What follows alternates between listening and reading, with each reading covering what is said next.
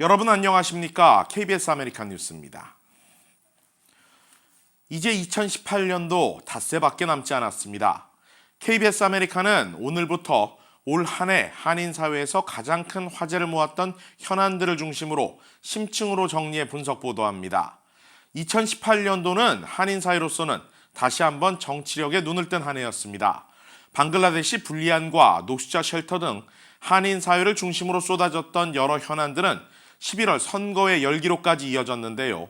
이 같은 관심을 내년으로까지 이어가야 한다는 목소리가 높습니다. 한인 정치력 신장의 현 주소와 과제, 김지은 기자와 김경일 기자의 연속 보도로 전해드립니다.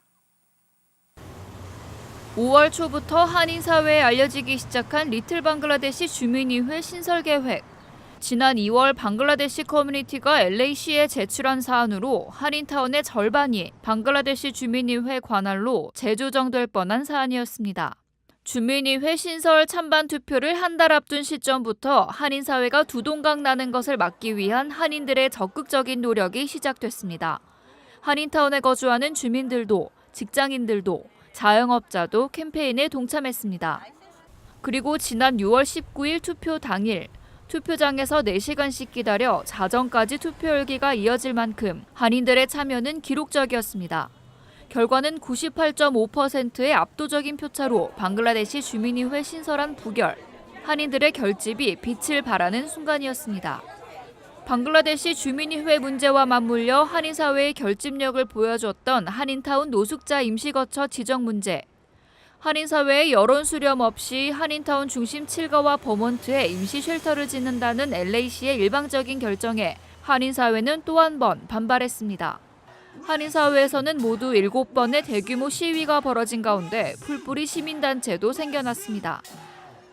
3달간 이어진 한인타운 노숙자 임시거처 문제는 결국 부지 변경으로 어느 정도 합의점을 찾았습니다.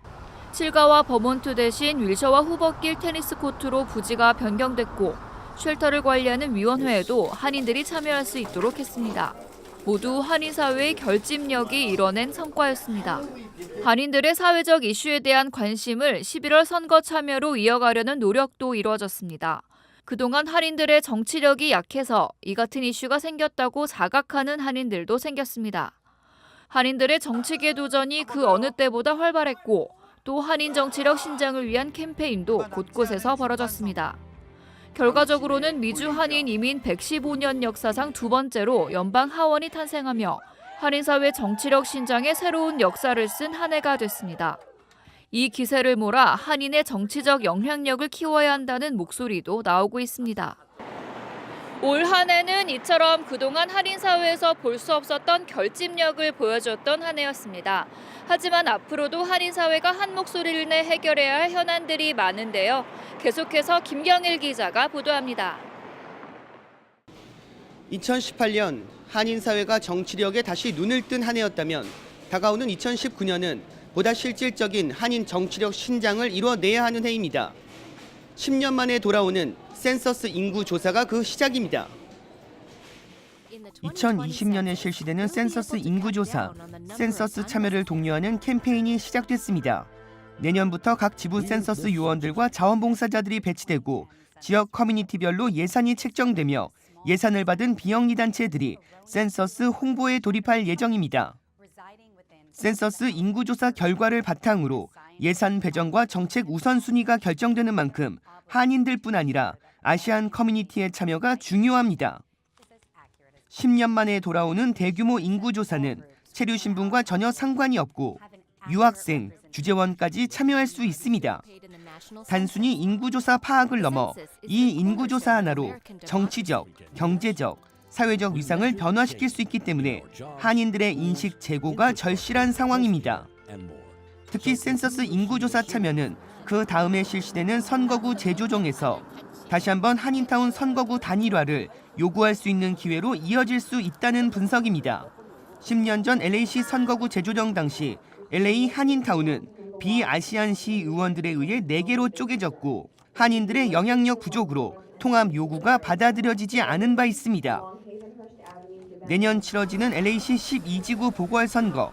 미첼 잉글랜더 현 시의원이 임기를 채우지 않고 사임하겠다는 뜻을 밝힌 가운데 이 자리를 두고 한인들의 도전이 이어집니다. 잉글랜더 의원의 전 수석 보좌관인 존 이씨가 공식 출마를 밝혔고 케빈 드레온 주 상원 의장의 전 보좌관인 벤 박 씨도 사실상 출마를 결정지은 상태입니다. 여러 한인들의 도전이 예상되는 가운데 한인 정치력을 높일 수 있는 또 한 번의 기회가 될 전망입니다. 12지구는 한인 유권자 7,500여 명을 포함해 아시안 유권자가 전체 유권자의 17%에 달합니다. 한인들의 투표 참여만 있다면 한인 정치인 탄생으로 이어질 수 있다는 분석입니다.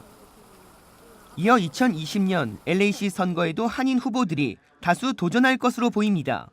한인타운 관할 지역인 10지구에서는 허브 웰슨 시의장이 임기 제한으로 밀려나는 가운데 현재 그레이스 유 후보가 도전장을 내밀었습니다. 한인 사회의 정치력과 사회력을 동시에 키우기 위해서는 내년에도 한인들의 지속적인 관심과 참여가 필요하다는 평가입니다. KBS 뉴스 김경일입니다.